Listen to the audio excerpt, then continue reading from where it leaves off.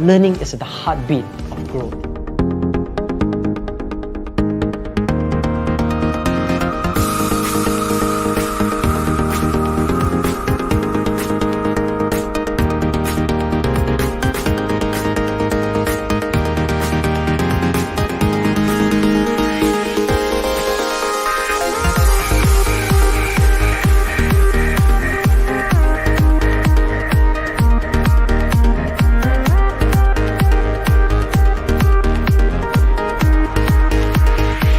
What is leadership?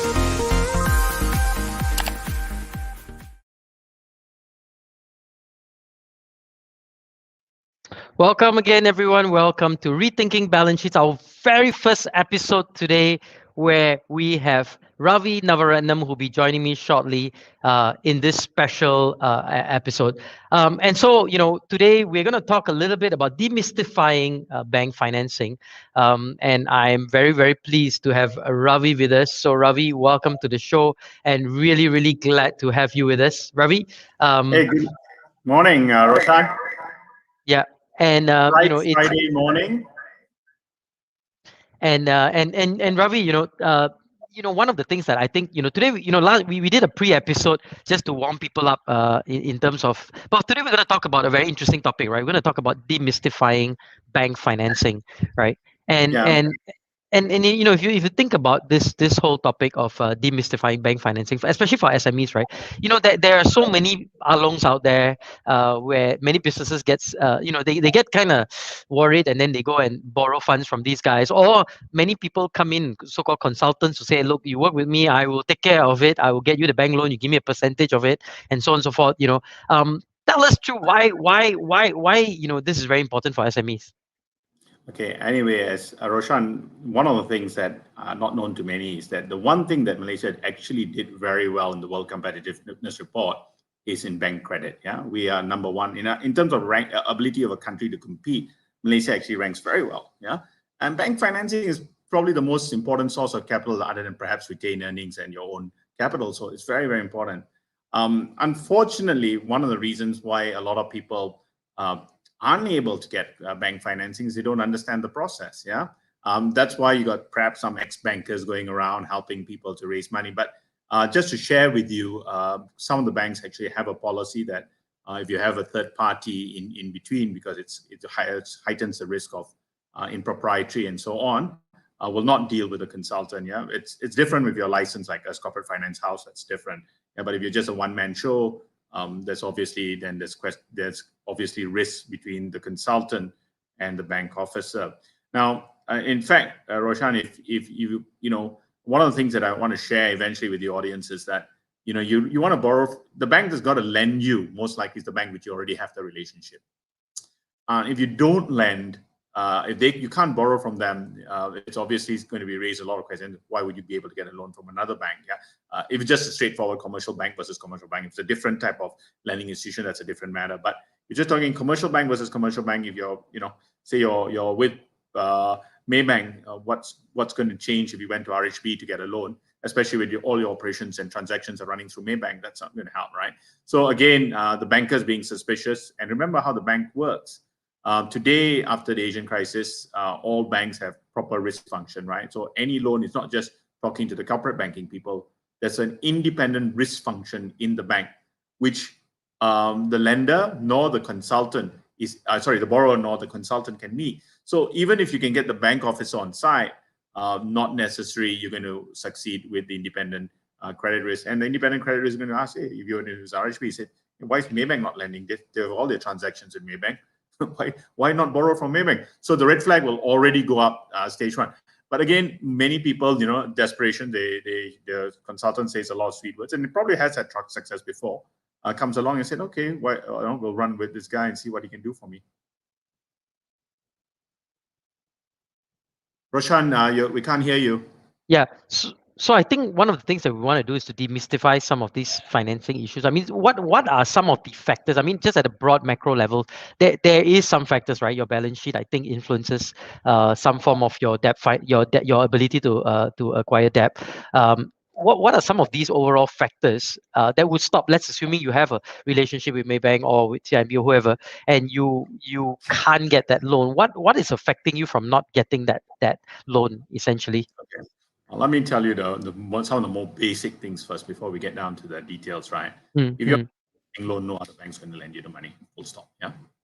Right. So if anything you take away from this show, yeah, I'm not saying it's NPL is impossible, and some going bad is part of life, and coming out of it, we do that every day. But to get new loan from another bank to take out an existing bank where you've gone bad, just as a start. So some basic things you need to understand. Yeah, banks look at the financial ratios, gearing, and that's why rethinking balance sheet. What's your retained profits on your accounts, etc., are important. And you got to build retained profits over time. But a lot of SMEs are saying, well, if I show profits, then I got to pay tax. Well, you got to make some decisions. If you want to manage your accounts, if I put inverted commas on factors, then you're not going to have retained profits and cash flow to show your banker to raise money. So and of course for very large corporations, you're going listing, even more so. So there is something there to do. But for me, we live in this country, we should pay taxes. Yeah, whatever your views on government may be one thing, but you still live and benefit in this country. You should contribute. If you make profits, you must contribute to the taxation. Yeah. Okay. So let's talk. Let's Maybe the broad things you could even think about. Yeah. Okay, so let's zoom in a bit in terms of financing. So I want to ask you, right? I guess to some extent the balance sheet does influence your access to debt financing, right? And how Yeah. and what should we be thinking about in terms of managing our balance sheets? Okay. I think if you want to be very comfortable, gearing of 1 is not good enough. You got to get down to 0.5. And let me explain. Most people probably know it's the bank debt to the capital, which it should be not more than 0.5. I think that's where more banks are comfortable with SMEs. Yeah. Maybe, and especially. Maybe Ravi, in layman's term. So when you say 0.5, you mean if you can spell it out very simply. Yeah, So the yeah. bank, the amount of capital you have, that's your retained profit, say it's Okay. 100, then probably the best you could do, and a safe amount of margin the bank's happy with, is to lend you $50. Yeah, 0.5. That's 50 over 100. Yeah, something like that. That's where the Okay. level kind of match 1-to-1. That's not going to happen on that. Again, the bank's obviously going to be very keen on to see most of the facilities we're borrowing can be working capital, so they want to like to make sure that they look at the working capital assets on your balance sheet, and see, hey guys, is the stock there recoverable? Yeah, has it been sitting there for a long time? Can't sell? Then it's have you not made enough impairment? Again, yeah, that's one of the things. Debtors, are they really collectible? Yeah, because you're going to tell the bank, look, I've got all these assets. I'm just waiting for a timing difference in working capital. So if I got $200, I got to pay my suppliers, pay $50 at the moment, but I don't have the 50. But I'm going to collect $200. So the bank will want to know, well, yeah, that sounds good. You can pay me back my 50, but I need to see what's your working capital amount, right? And is it realistic? But let's come back to a more basic point. We talked about balance sheet. Key point is, do you have the balance sheet? Have you done your accounts? Yeah. So for goodness sakes, I think one of the basic things that most people don't do is they don't get their accounts done in time. If you're looking for 3 years financial statements, yeah, that's actually 2 years account, because you got the one before would have you can take comparison. So you got this year and last year, and then another set which has the year before that and one more year before that. You've got your balance sheet. So again, these are things that the banks look at. Obviously, trends are important when the bank looks in just in terms of financial ratios. Is all deteriorating, then how? And this comes back to the fund.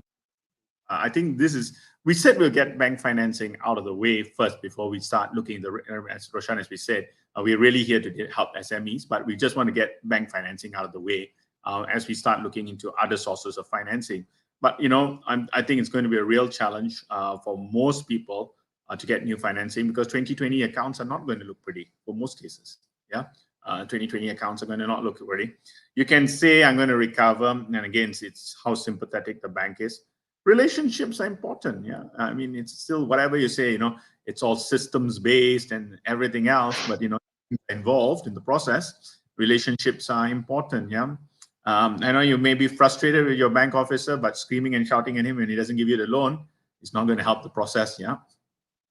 Yep. And I guess I know. I mean, there's kind of this myth around that banks only give loans with good times, and during bad times they kind of hide it and shut it away from us. I mean, how true is that, and what does that mean in terms of um, SMEs that are desperate for some cash injections?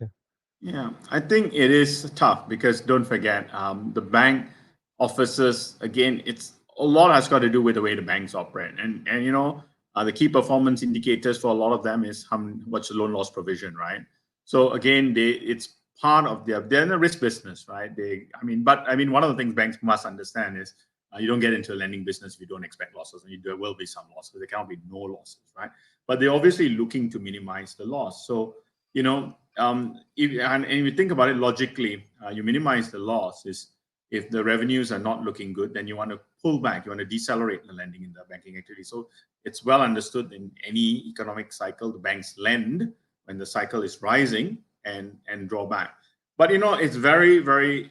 But there are some bankers who are obviously counter-cyclical, smarter, and they actually make good relationships. I mean, in the late 80s, one of the big banks had always lent people during the mid-80s crisis.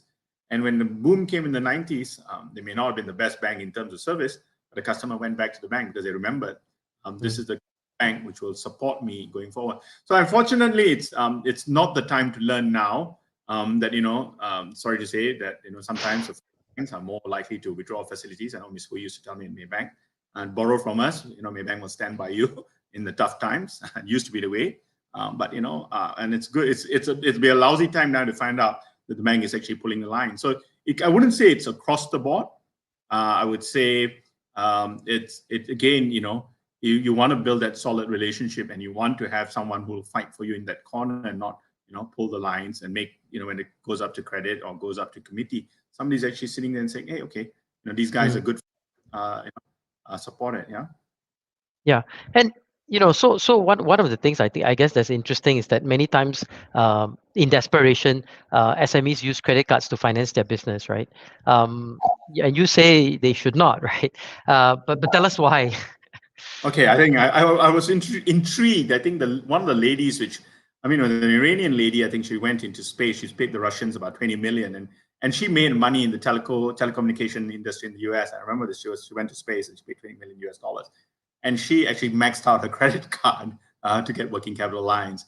The challenge there is credit card lines are about 24% interest. Most SMEs are struggling with percent margins these days, right? In fact, when I'm talking to my friends in the banks, they say, they're asking the clients, why are you doing business? All the money you make, you're paying to the bank as interest, right? Okay, I'm saying is, guys, as much as it's crisis times, sit back and think, really, is this model, this business worth doing? If all they're doing is going to work for the banks, right? You got to ask yourself, what's the return? And is there a more profitable way to do this business, etc. So again, sit down. Key to this is getting some good management accounts, understanding your business very, very well. And I keep coming back. The only people who know your business best is yourself. Yeah. Yeah. Always. Yeah. I think you mentioned that in the previous show. I keep mentioning it. No, and it's true, right? I mean, I think many times we forget that we know our business the best, and ultimately sometimes we depend on others thinking they would have a deeper expertise, but we should know our business the best. I just want to do a shout out to a couple of folks that joined us. Shashi's shouting out to us. Aida, good morning from Seremban, Negeri Sembilan, Malaysia, right? And she's got all the emoticons out there, so everything there from plus sign to flower to the Aida. Welcome to the show, and glad to have you here. And Aida, if you have any questions for Ravi, Ravi's our resident expert on the balance sheets and understanding financing. So Ravi's here to take all your questions. We also have a call out from Mohammad Noor, who's also watching. So Mohammad Noor, welcome to the show, and a couple other call outs on a couple other channels. So welcome to the show, everyone. And if you have any questions at any point in time, I have a ton of questions, so I'm gonna just hammer along my questions. But if you do have questions, just shoot them in the comment section, and I'll be very happy to push them out to Ravi and get him up and running on answering it. So Ravi, I want to jump on to how do we get this business loan? Right? What are some key considerations when applying for business loan? And you talk about this credit relationship with the banker, credible track record for that financing purpose. How do we do this, and how do we establish that? I know there's loaded with a number of questions there, but take them as you go, right? I think All right, let's thanks, start with. Roshan. A great question, Roshan. I think that's the one that this one. So let's start with the first thing a bank looks is know your customer. Okay, know your customer obviously is critical in any business. One of the things that even when a loan goes bad, a lot of lenders and people who know finance, and certainly I was in the recovery side, you ask yourself, can they pay or they're choosing not to pay? That goes to character. You want to be, if somebody can't pay, they really can't pay, not because of character. So know your customer is critical to bankers, right? That's character. And that's a very important part of it. Now, okay, there's one is obviously, like I said, the relationship as you build with, the local bank around your place or whatever it is. But you see, one of the things I mentioned earlier is that you must make sure that your operating account is sitting with that bank. So banks actually, even traditionally, banks would just sit down and look at the account statement. Bankers just go through the banking statement. It's looking at what they know as account activity patterns, right? Now, of course, with AI and all, you can do it much, much better. But even traditionally in 70s, 80s, people would just sit down and look at it. Is there revenue going through? Is there transaction? So you can say something in your accounts, but the bank has your bank statement, so they actually know exactly what's going through. So they are a lot more comfortable to lend to a company where they know that means the bank operating account is there. The revenues And Ravi, just so that the other viewers, I mean, this is sometimes referred to KYC, right? Know your yeah, customer. KYC. Yeah. So I mean, sometimes if you hear the term KYC, what they mean is they're kind of doing a know your customer, or what we call a basic audit of you, who you are, and sort of get to know you and get to understand and it's a requirement, I guess. It's a bank negara requirement to do the KYCs. So it's not yeah. There's two Yep, go sides of ahead. it. I would say from a credit perspective, but of course, KYC is, of course, today, money laundering, terrorism, drug money, illegal money, all those kind of stuff the bank wants to stop. So, it doesn't, the bank doesn't want to lend if you're rich and you can repay, but you're a drug drug guy, right? So, no, they don't want your deposits. Banks make most money from current account, but it's a topic for another day, right? But there you are. They don't want your deposit either if you're crooked, right? So banks are looking to know your customer. And one of the ways is knowing your customer comes from, one is this I suggested this operating account. Second is what is your track record. And people are wondering, I was going to, and I know I talk to businessmen, I say, look, you must borrow a little bit. Yeah, you must always borrow a little bit. Oh, I don't need the money. No, borrow, because you're building a track record. You're building a credit history with the bank. So they say, hey, when you really do need for the big plant and machinery, yeah, they've been borrowing for working capital. They have a tremendous track record. They've been paying us back, etc. So on the file of the bank is that quarterly review, that half-yearly review. Yeah, there's fees involved, etc. But so what? Access to capital. If you got your margins right, and you're making ROE of 15. Sorry, I shouldn't use that. If you're making, say, a margin of 15% for every $100 you put out there. And you can do a deal where it's $100 where you can get $15. Let's say you can put $80 is going to come from the bank, and you're only going to pay 10%. Yeah. So your profit on that $100 is $15. You say if you can borrow at 5% for that $18 is $4. Basically, you got $11 for the $20 you put out. What a fantastic margin! So again, it really makes sense to leverage when it's necessary, right? And you must have that ability to access capital when you need it. And banks are a very good source of access, because, like Roshan, going and trying to raise, selling shares and all, it's got a lot easier, in the 21st century than it used to be. It was almost impossible maybe in the 80s and so forth. But it's still a lot more difficult. The vast majority of new capital in this country, or most parts of the world, comes from bank financing. Yeah. Sure. I think that there's a couple of questions from Ida. Ida's question, and we have one more person, Dennis, who has a question. But Ida is a full-time self-employed working, so micro SME, and having a hard time to get business loan to expand her business because a lot of banks want monthly payment slips. Which many self-employed working from home folks don't have. How would you overcome something like this? Okay. This one is not an SME question. It's really a lot of employed. This is just going to get even your housing loan. It's a challenge. Um, as it stands, banks want to see certainty of repayment. So employment is, most people will not lose their job. So it's a certainty of employment. The problem with self-employed is very hard to see revenue. Now, again, unless they're willing to accept it's a sizable SME, and you got to wait. You have to have proper accounts. Over time, you can borrow money, even for purchase. But again, remember in the credit cycle, and that's something we should have done a slide on, and Roshan, we will do that. And it's different parts of your how you build your business, how you apply for credit. So first you start with family and friends, or your own savings. You start your business, right, or this one, right, and that's the only source of money. If you got some, a funky business like Leadernomics, then it's possible to get some, angel investor in, right, or then it goes to private equity, and then finally it's bank lending. So there's actually, as the sources of capital, is at different stages. It's as you build track record. There are no shortcuts to this. There are no shortcuts. There's between employee, because there's certainty of income. So there's a big difference between credit of employees and a business, right? But again, keep that same bank account, and you got to go back and you got to do some research on the bank, which banks are more amenable to lending to small businesses, and have most banks have an SME program now, right? Because it's under book anyway. And as you build your relation, you got enough transactions, etc. You have to do that. Like it or not, for small businesses, retain profits is the main source of capital.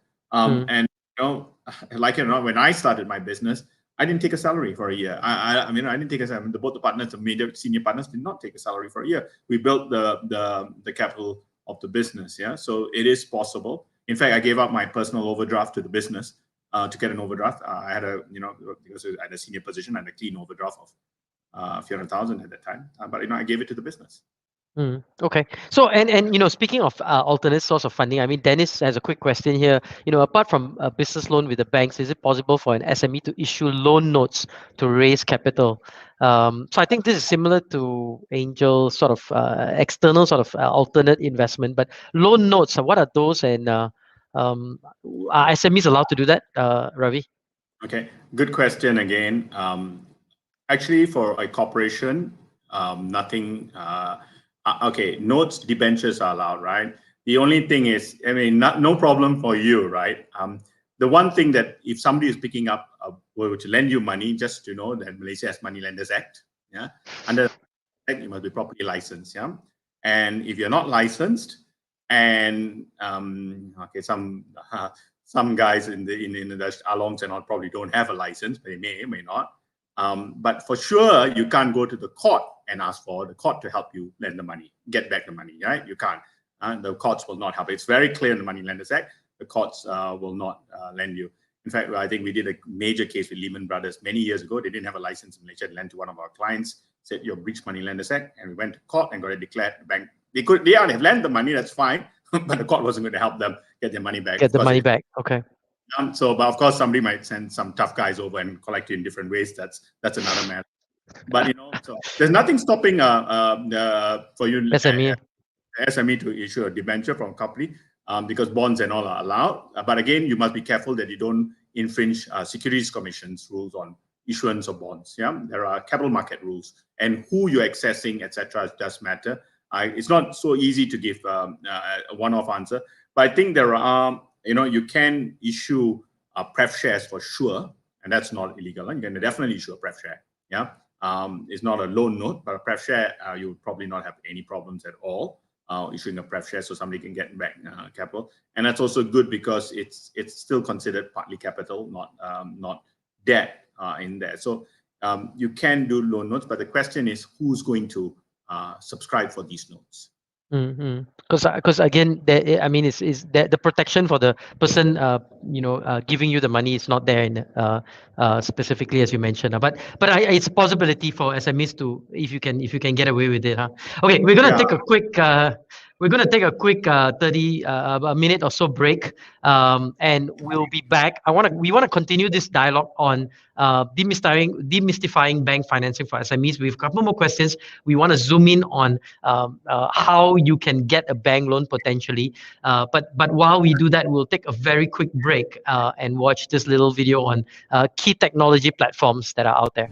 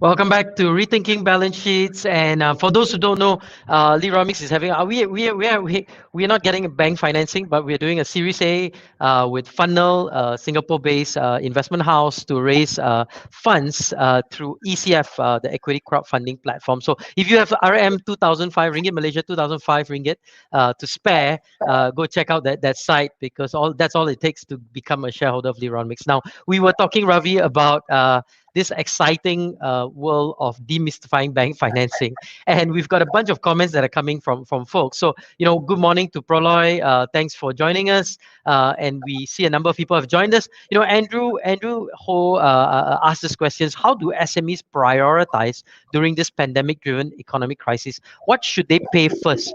Do they need to demonstrate to the bank that you have done all you can? You cut costs, set frozen salary to senior management to increase the chances of obtaining financing. Your thoughts on that, Ravi? I think once you're in distress, the bank's not going to lend you, for full stop. That's just tough. Yeah. Very good for restructuring. It's not going to help at all with bank financing. The fact that you can't pay salaries is just bad news, right? It's just news. So the bank's not going to look at that. And that's the key thing. I talked about having your sets and books. I mean, I think it's sometimes it's good to have a sobering discussion today. No harm, because it's better to have a sobering discussion today and get it out of the way, and then let's look for solutions here on, right? If you're going to a bank with your 2020 accounts, what are you going to show? Let's be Yep. honest. What are you show? Unless you're, you were making gloves, and that's fine. You're making PPE probably. Some electronic stuff because there's more and more people requiring for PCs at home and stuff like that. But other than that, what are you going to show if you're a retailer? So Ravi, I mean, that solid credit history. How do we do that? I mean, what should the banks, what should we as SMEs be thinking about in terms of building that solid credit history? Okay. Because I because think that seems to be what's needed, right? okay, let me just get a few things across, and before we come back to solid key history, right? I mean, I worked in Mm, quite a few countries. I've seen bank books in Singapore, in Hong Kong, in China, in UK, Indonesia, and Malaysia. Okay, Malaysia, Singapore, Hong Kong, or UK, of course, everything's in English. mm, It's another language. I'm not sure about SME bank, but even the government DFIs all operate in English, right? They don't operate in any other language. So one of the things that actually you want to make the life easier for the bankers, right? If you can get their form sets, what they need to decide, make their lives easier. When ask them, what are the risk issues here, and then, like I said, your business, and you can mitigate them. I'm keen to explore this idea. That thousands and thousands of small accounting firms, can they help? Yeah, can they help with their clients and this time? It can't be just more than just accountants got to be more than just those who just tick your books. I mean, it's got to be more than that, is my opinion, or just help you reduce your tax. I think even the smaller firms of accounting should actually step up and see how they can help their clients. get the financing. English, come in for the meeting with the bankers, etc. Explain the books and so on. But and it's important that they also know what the business is going to do. I know the auditors and independents and so on, but as small businesses is not like big public company, etc. And the difference in audit is so different from public corporation, which come under SC and the audit oversight board and so on. So here it's you're really a partner of the business in inverted commas. Of course, keep your independence, but help your clients. When they go to see the bankers, what is it the bankers want? Getting there and help them, because it's not all. At least accountants all can speak good English, so they should be able to help. Right? Maybe the businessman can't, but you should be able to write in English. And you should be able to speak the language of the bankers, yeah, which is important. So I think it's all not lost at this stage. Building the credit history is when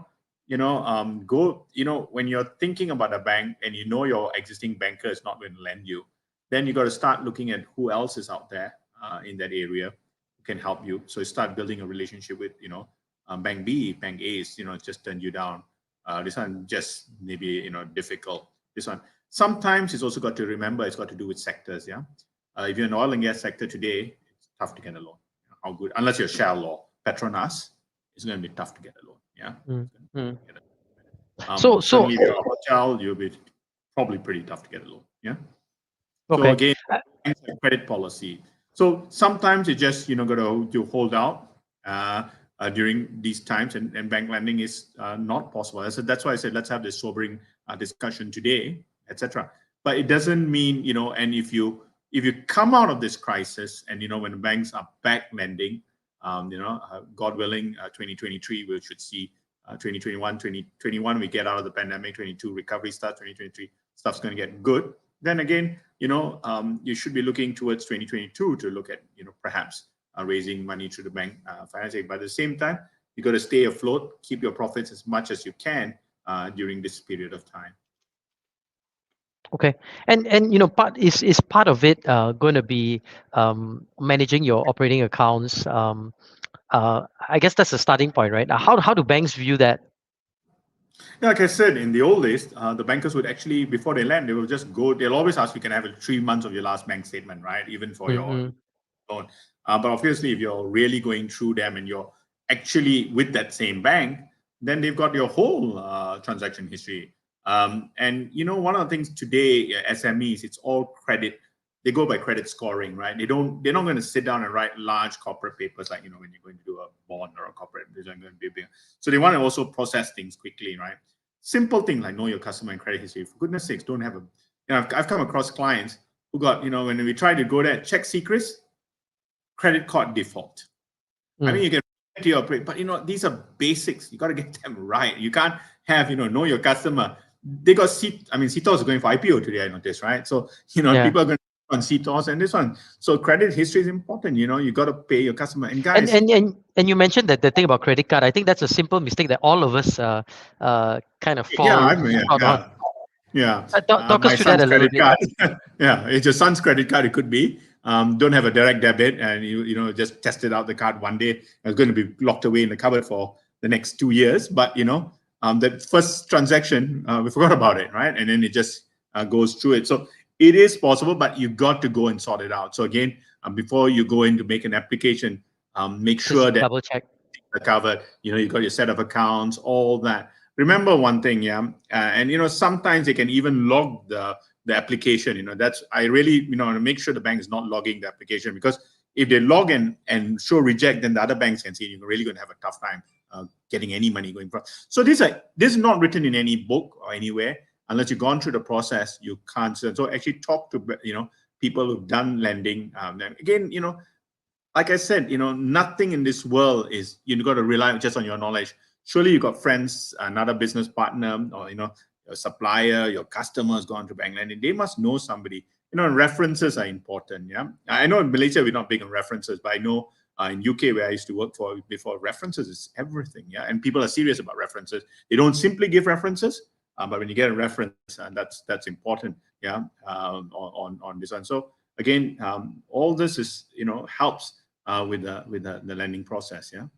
Okay, Ravi, it's been an exciting conversation because I want to get to a couple more questions. Because I know there's a lot of misunderstanding. When a bank says first way out, second way out, what do they mean?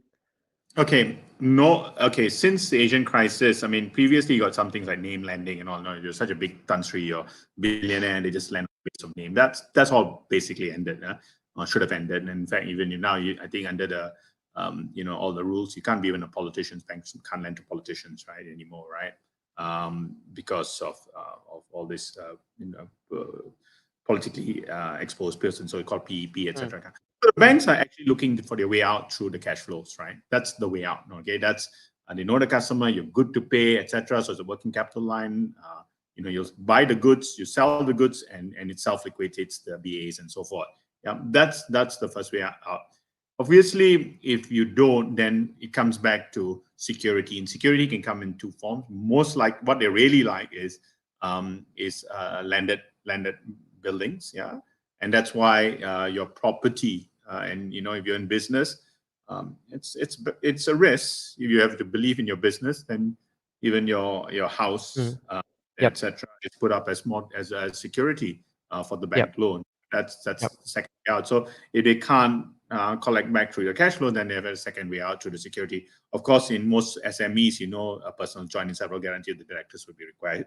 Yeah, so that's also a second way out. So yes, I see. Cash flow, but again, there's a mitigating factor if there's strong enough security, and of course the other source of security is cash is also given. And that's one Roshan, just take a little bit of while to Sure. we talk. Explain security. Yeah. Security, not really security, but cash security. I used to be confused as an accountant. Why the hell is the banks asking for $100, $50 you put as margin, right? Why does not lend me $50? I use my own $50 and yeah, exactly. $50, right? Yeah. And the reason for that is actually the banks, it's better to have the 50 because the repayment may be $10 each time. And, the $50 can be used when you're unable to pay. It's a margin, gives you time to recover your loan. So, when you ask me about, why am I, how to build a track record, some of your loans in the beginning have to be in these kind of forms, right? You got to do margin. You have to put some fixed deposits with the bank. Yeah. As security. Yeah, and you say why it's cheaper to borrow $50 because the FD gives me $2, but you're charging me 6% on the loan, right? But these are things that you want to build track record, you got to do that. It's part of building the credibility as you go along. Yeah. So sounds this was a mystery to me. I hope I've demystified that at least. Yeah, I mean that I think is one of the questions that many people talk about. I mean, I quickly another question is reducing tax. What about reducing tax if I have more profit than I could, then I would have to pay more tax? What type of security can you expect to pledge when applying for a business loan? Okay, good question. I think one way, if you don't want to show profits, you've got a lot of security. Possibly you can have a lower accounting profit. That's possible to manage your tax costs, right? But if you really want to borrow, then I think you have to come up. You have to show the profits. You have to show the cash flow, and that means paying higher taxes. Yeah. Previously, actually under GST and if VAT in the UK, very hard to hide taxes, and because that's a very good system because it's got both sides of the transaction. So if you got an expense, somebody's got a revenue, and taxes all went up much more in the UK with VAT. So that way, it's very, very hard to avoid taxes. But coming back to this issue of security, that for SMEs, it'll be cash, property, and obviously the stocks. The stocks itself, floating charge over the stocks would be the type of security that banks would accept. And of course, joint and several guarantee. Yeah. Okay, and from myself, and this is more personally for myself. My business has multiple entities. I got a digital entity. I've got a services entity. I have a community entity. What should be the primary borrowing entity? Is there a method behind the madness, or it doesn't matter? Okay, the primary borrowing entity will be usually the largest company. Hopefully it's profitable. It's the one which has profits. It has a number of transactions going through it, and it's got a longer history. So you want to use that as your borrowing entity. Primary. The other, primary borrowing entity. The others will probably set up new businesses. They may come, they may not work. So that's where you got to decide. So the bank has a history of that account, of that company. They know you. Like I said, you had that cycle. When you started, it's your own money, your savings, and your friends maybe, then your angel investor, then your venture capitalists, and your private equity, and then commercial banks and so forth, and perhaps the bond market and IPO and listed shares. I mean, that's the whole cycle, right? So here is for you, it's something that you're just going to make sure the biggest company. Of course, look at the two companies, and maybe the biggest company is loss making, right? And it's another company in the group which is making profit. Your accountants have a word with them, see which one is has got the better gearing, and the best chance of So it ultimately boils down to your gearing, and for the layperson who wants to get that loan or the financing from the bank, what are some of the financial products available? I mean, just very quickly, so people have an understanding of that. Yeah. I know a lot of people like overdrafts. That's useful because it's, your cash flow cannot be absolutely certain in the business, so it's good to get overdraft. And banks are not going to give clean overdrafts to SMEs. Again, that's where you're not borrowing much, and the good thing about an overdraft, you only have to pay interest, right? You don't have to pay until the limit is reached, and even when the limit is reached, only keep servicing interest. You don't even have to pay. So it really helps with the cash flow. Similarly, sometimes RCs also do the same. These are the trade facilities along those lines. So it's what we call evergreen facilities, right? That means you don't, unless the bank recalls it. Remember, when you sign an overdraft, the bank has the right to recall it anytime. Yeah, and that is a function. And of course, if you don't use it, then they charge you fees for not using it. So, right. All right. So overdrafts is a good one, but you say it's very hard, right, for SMEs? No, you can get, but it's going to be a limit to how much you're going to give. You can't finance everything by an overdraft. Banks. That means the banks got no visibility. They like, and where they got visibility of the repayment, right? So doing a trade facility, BAs, and so on. I know, okay, all right, you're going to give me this invoice. You're going to buy this stuff. Okay, it's going to do a manufacturing process, or you want to sit on your shelf in your trading based company, and then you get cash, pay me back. So it liquidates itself, right? So that works well. Usually banking groups used to have leasing operations. You could go into the bank and they would have a leasing operation, which could also fund your plant and equipment if that's they are happy because your whole portfolios and understanding these kind of things. But you see the difference when you talk about security. The difference about plant and equipment and property is property you can get valuations, and there's when you're selling it, the market price is pretty clear. Other than you got a house or whatever, it's a house in Bangsa, you could pretty well sell it and get the money back. But plant and equipment is specialized. Who else wants it? I mean, somebody else in that particular business, and he's probably got his own stock, his own plant, right? Why would he want yours, right? So it becomes very hard to sell plant and equipment. Then does it work well? And so that's why the banks don't like to take plant and equipment as security. Then in terms of if you're doing some kind of big project, then you got project finance. where the bank will release money against when you do the project, you finish part of the project, then it goes to a project account. So again, that's well controlled. And in that case, sometimes it's not your credit worthiness that comes, and if you're doing a big project for the government, even if your credit is not so great, the government's good for the money as long as there's no problems with payments. So dispute over the project, but as long as they can decide, hey, you have the capacity to deliver this project, then the money will come from the counterparty who's a good paymaster, and the bank will get themselves out. So again, that's a different type of financing. What I dare say is that look, there's no issue. The bank's got enough products nowadays to meet type of SME requirement. That's just no doubt about it. I mean, it may not be able to give you a 20-year loan. That's got to go to deep bond market or something.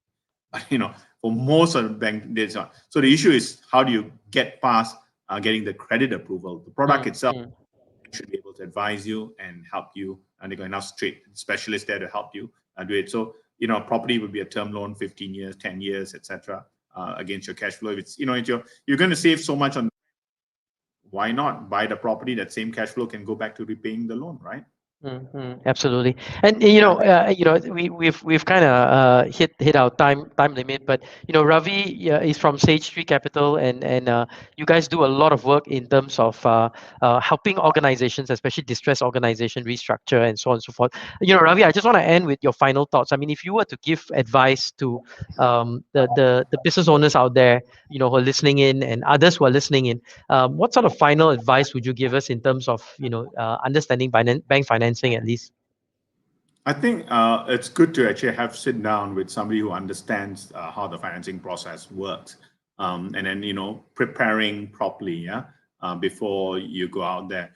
You see, even like in the ideal world, the banker is perfect, the finance guy is perfect, the financing will take place, right? But we don't live in an ideal world, and that's why there are intermediaries, but you got to be. So it's good to get help, from people who've done it before, and say, look, okay, how do we prepare this paper? What are the chances? We don't want to spend a whole lot of time chasing something which is going to not work, right? It's depressing, right? You haven't got the loan from the 10th bank, the 11th not going to lend you. Yeah. And so again, you may want, so you do this in the proper process. And like I said, for SMEs, it's not like you can go to 5 banks and raise the money. You can't do it with your existing banker. Then come back, have a strong cup of coffee or whatever it is you drink, and then sit down and say, well, this is not the bank for me. Let's start thinking of a new relationship. And that's probably what you have to do if you can't get the thing. But like you said, if you say if it's a sector problem, then you got to go out there and ask yourself, well, which it can be. Sometimes you will find that certain banks have had hit. I mean, but this is in the larger loan segments, right? But some banks have hit limits on the oil and gas sector, but others haven't. So there are particular banks out there who could lend you in that particular sector, or who are still taken a different risk view on the sector, right? And they may be able to lend you. But generally, SMEs, it's going to be not likely. So again, if this one can't, then you got to say, do some soul searching, go back, see how you can base. But Roshan, I'll tell you one thing before we leave. That's really sure. We're only going to get value of these shows if people ask questions. To spend this morning out here on a Friday, is people put out questions, and come back. And the more questions we get, the more research we can do and come back. Absolutely. And help, do these, resolve these problems. What we can start doing is, like I said, plant and machinery, you don't go to a bank, you go to a leasing company to be able to get the financing. Similarly, we got to start looking at the non-banking financial institutions. It'll be a learning for all of us, what's the market in these tough times, and pick it up from there. Yep, and I see a lot of thanks coming in.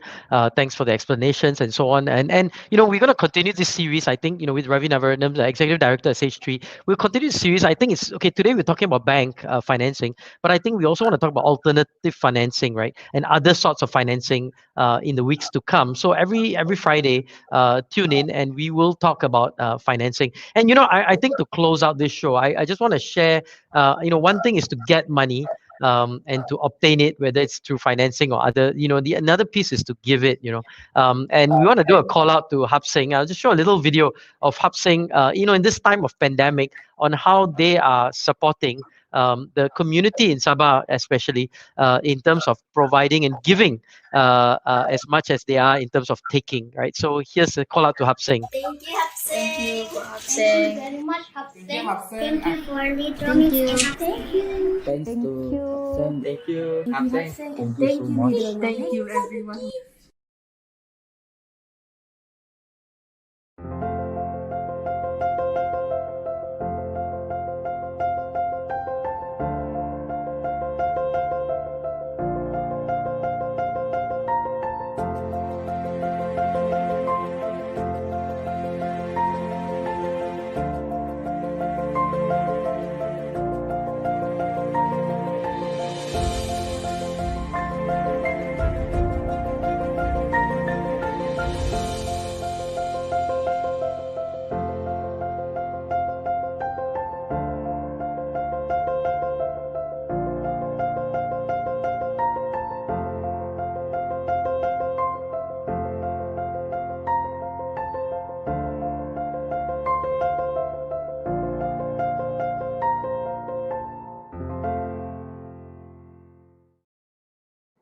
So with that, I mean, even though it's tough times, I think giving is very important. Just quick call out, Insights Date, Hub saying ECM Libra Foundation, Air Asia Foundation, many of these guys all partnership. How do we strengthen CSR impact going forward? Connie Lee and Wahida Hasbullah will be speaking and sharing some insights together with some of the others. So check that out. That's coming up next week on March 23rd, and it's going to be live via Zoom.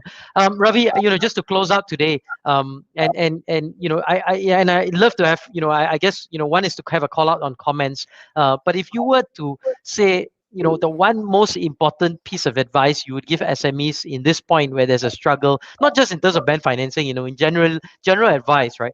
What should SME business owners be looking at and thinking about in these tough and turbulent times? I think I keep coming back to the thing, which is about grit, right?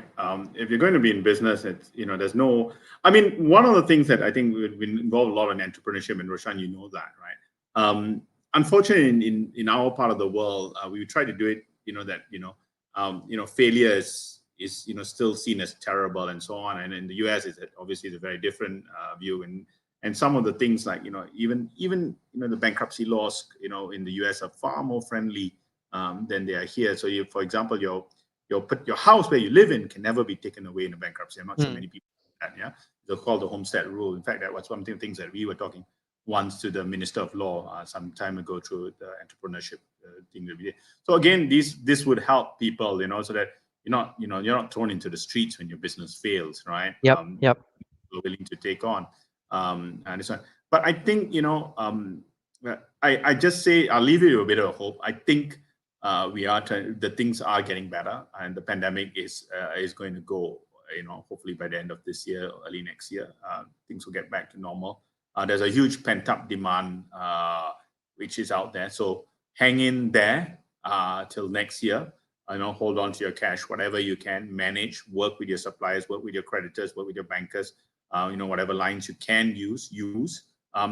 One of the things, like I said, the real challenge for a lot of the businesses is they don't have bank financing, right? A lot like the lady who called out and said, look, they never borrowed before. Yeah, they were just the operating account. Again, if people send in their problems to us, and then there is, there's enough chance that we come across policymakers. The more you send to us, the better our chances of helping you as well. We can raise the issue because sometimes the policymakers don't necessarily see what people like us see when we're talking and out there in the community. We can actually get feedback, which we can then go back to policymakers and say, look, this is really what people are facing. If everybody's pulling back in loans lines or not lending new, and we know the reasons why the bank can't lend lines, because they will have an immediate NPL, so they can't lend. So coming back to you, sit down. Plan A doesn't work. Come on, plan B, C, D, F, G, whatever it is. Have that grit. Yeah, have that grit. Yeah, don't just depend on plan A.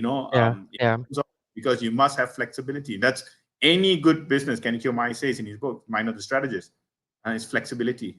Yeah, and I think I read so much about this, right? It's I mean, partly it's that grit, right? That ability to keep when you fall down, keep standing and keep going and going. And ultimately, you see a lot of our entrepreneurs, a very successful, rich, the Bezoses and the Elon Musk of the world, they all fell, but they keep going out there and keep standing up and continuing. So great advice. Thank you. One thing we're doing is we're creating a Rethinking Economics or Rethinking Balance Sheet community on Nicole. So if you want to be joining that community, you can check out Nicole. And with that, Ravi, thank you so much for your time. Really appreciate having you with us. Rethinking Balance Sheets with Ravi Navaranam from Sage 3 Capital. Thank you. Check out Nicole, and we will close for you. Have a fantastic weekend, guys. It's Friday, so don't party too hard, and keep powering your business and keep fighting for your business, because at the end of the day, it will be worth it. So with that, check out Nicole, and we will see you next week, Friday at 10 a.m. KL or Singapore time.